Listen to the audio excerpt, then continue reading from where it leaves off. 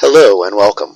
The goal of this training flight is to initiate you into the world of Beyond Visual Range, or BVR, air-to-air combat. By the end of this flight, you will 1. Know the basics of the Russian SPO-15 Radar Warning System, or RWS. 2. Understand how air-to-air missiles reach their target. 3. Realize the importance of the cockpit clock in a fight. And last, learn an aggressive defense. This afternoon we will be matching our Su-27 armed with R-27ER semi-autonomous radar homing missiles against an F-15C flying out of Anapa armed with the AIM-120 autonomous radar homing missile. We'll be airborne in a few minutes, but before we are, a few notes. You can pause the mission at any time with the S key. That will be especially helpful if you are trying to read the text. To take control of the aircraft at any time, press the Control and Q keys. To exit this mission completely, press the Escape key. Thank you. I have control. Первый, разрешите взлет. 1-1, взлет по готовности. Throttles to full military power. Holding. Gauges steady. Rolling.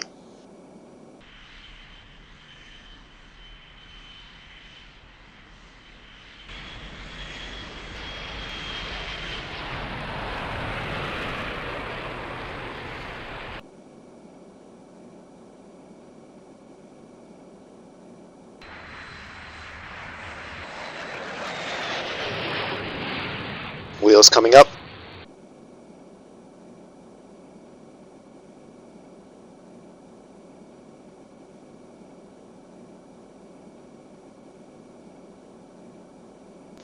Okay, time to get to work. Let's start with a quick overview of the SPO-15 Berioza radar warning system. The RWS is a passive system that indicates what types of radars are illuminating your aircraft, the direction of the emitter, its operational mode, and signal strength. And knowing the signal strength will give you an estimate of how far away the source of those signals is. Today, we're keeping it simple. There will only be one signal source to worry about. If you are only familiar with the American RAW, the analog nature of the Berioza can take some getting used to, but once you learn how to interpret it, it'll provide you with a wealth of information.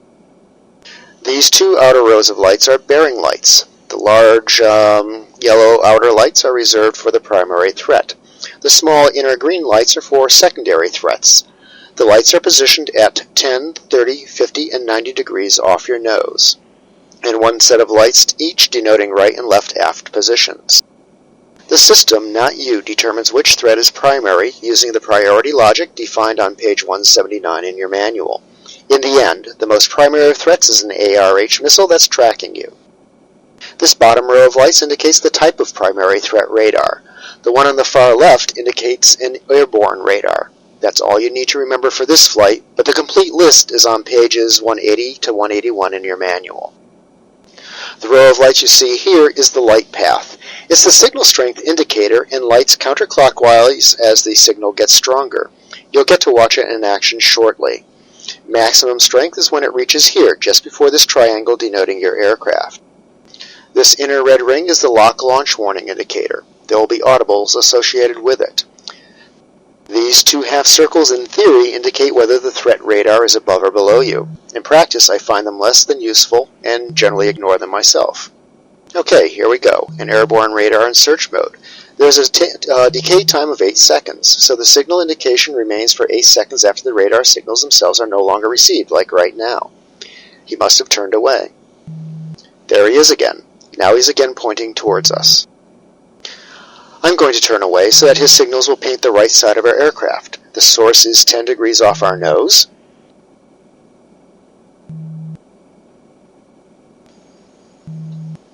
Two sets of lights indicates a bearing in the middle, or 20 degrees. And now 30 degrees.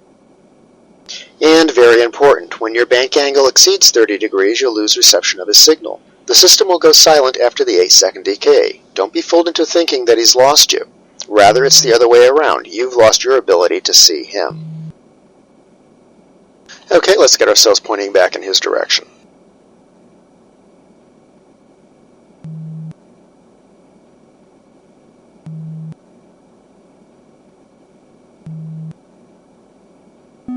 There's the lock tone, and notice the lock warning light glowing its bright steady red. When a missile is launched, it'll flash on and off. BVR scan mode. The default target aspect setting is automatic. Use the R-Win-I key combination to cycle through front, rear, and automatic. We know our target is approaching us, so we'll select front aspect with the R-Win-I keys. This switches our radar's output to the high PRF. You can slew your radar surge cone up and down with the shift semicolon and shift period keys. By slewing the radar up and down, we have an idea of the jammer's altitude relative to our own. And you can slew left with a shift comma and right with a shift backslash keys. This is what a jamming signal looks like. And you can lock onto a jamming signal. We can even guide our R27ERs towards the jammer. Notice that we have a launch authorization. So, we have the direction of the jamming source. We have an idea of his altitude. What we do not have is range information. The system cannot tell us how far away the jammer is. It's only telling us that if we launch, it can guide the missile towards the jammer. But the Berioza can help us in this. If you know what the jamming source is, you can estimate the range based on signal strength. We know that a squadron of F-15Cs has been flying BARCAP out of Anapa. This is likely to be a member of that squadron. The signal strength is 5 bars from the end. On F-15C's radar, at that signal strength is about 70 kilometers away. If we were to launch our missile now, it would never reach the band. Okay, let's take a moment to talk about missiles. When you launch one, its rocket motor ignites and quickly boosts it to its maximum speed, and then it burns out. From then on, the missile is nothing but a glider. The longer it glides, the more it slows. The more it maneuvers, the more it slows. And the slower it goes, the less well it can maneuver. So our goal is always to make his missile fly as long as possible to reach us. 4 bars, 60 kilometers. This is especially important today. We will make our kill with an R-27ER. This missile requires our radar to keep the bandit locked until it either destroys or misses him. So we must remain aggressive even while we are defensive. Remember that the radar can slew to the side. That's how we will remain aggressive. We will turn away but not completely. We will make his missile fly a longer curving path to reach us while our nose remains pointing enough in his direction that our radar can maintain its line. 3 bars, 40 kilometers. We will launch at 2 bars or about 30 kilometers. Okay, he's launched. I've launched. Cockpit clock is started with Alt-C keys. Turning away, notice the radar slewing. At 15 seconds, I will turn back into him and launch a second missile. Turning back into him at 15 seconds. Launching. Turning away to the right again.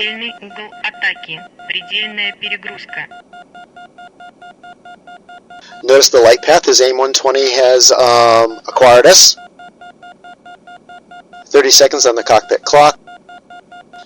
Back on the stick at the next to the last bar. There it comes. It's going to miss us. 45 seconds. Launch another missile.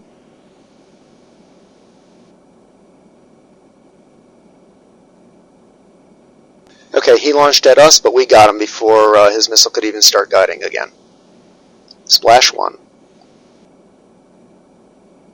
Okay, things happened really fast. So I'll walk you through it again, but there are also some things that I want to highlight. First, the SPO-15 Berioza RWS provides you with a wealth of information. You just have to know how to interpret it. One very important piece of information is the signal strength. If you know the aircraft type of your adversary, you can use it to estimate his range. Second, the BVR scan mode defaults to a target aspect setting of automatic. Because this interweaves high with medium PRFs, it reduces your radar's detection range by about 25%. Using a single rather than alternating PRF is best. If you know the bandit is coming toward you, select front. This setting uses a high PRF. If you know the bandit is running away, select rear for medium PRFs. In either case, you will detect the target sooner, and the sooner you detect the target, the better your situational awareness will be. Third, The cockpit clock's usefulness is often overlooked. Use it to time your missile's flight times. Alt-C is the toggle. The first press starts the stopwatch functioning. The second press resets it to 0 but keeps it running. The third press stops it.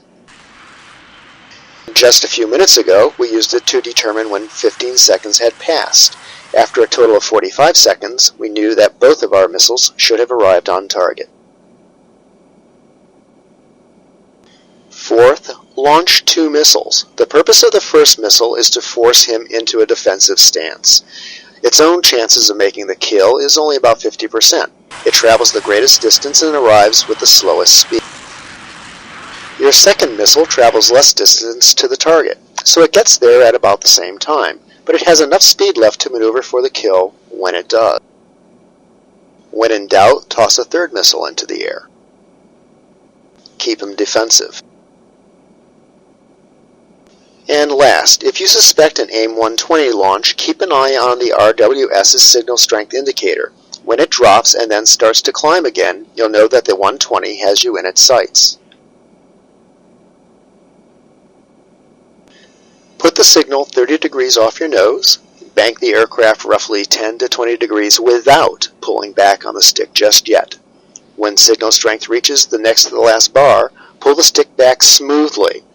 And, unless you've been sleeping with my girlfriend, the missile will miss you. Usually. And that concludes this training flight. Thank you. You have control.